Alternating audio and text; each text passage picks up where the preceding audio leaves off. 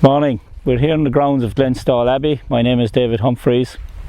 I'd just like briefly to introduce you to some of the built heritage in Ireland that spans back over 5,000 years.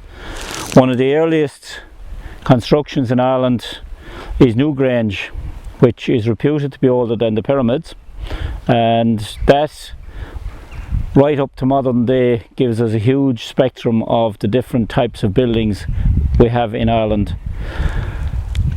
From Newgrange we have our next major amount of buildings are the early Christian monasteries, which included places like Clonmacnoise, Skellig Michael in County Kerry, Galaris Oratory in Kerry, and right up along through nearly every parish in the country. From the early Christian church we move on up into the 12th century, where there was the big influx of the Normans, and right across Munster we have a huge amount of Norman towers.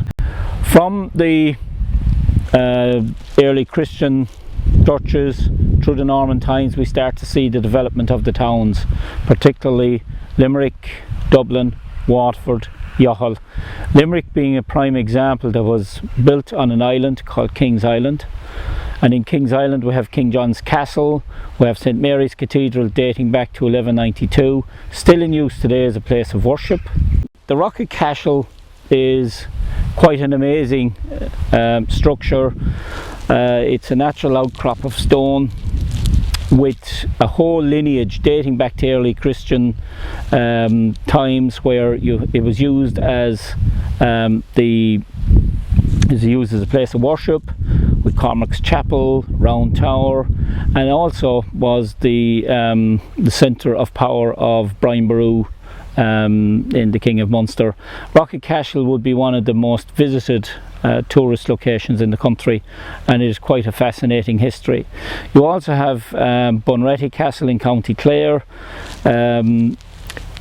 It's quite a big, it's a tower house, but it's quite a large tower house, and again it's got a fascinating history back through various clans, the McNamaras and so on.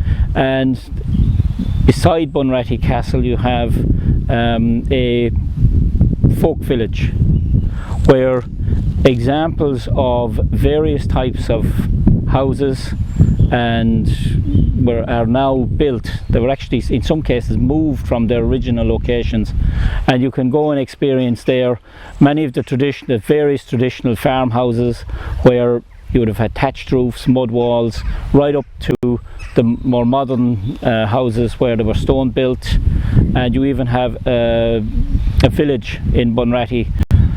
So there you are, a very quick summary of the vast and I suppose complex history of our built heritage in Ireland, which we could give many days exploring, but that just gives you a taster. Thank you very much.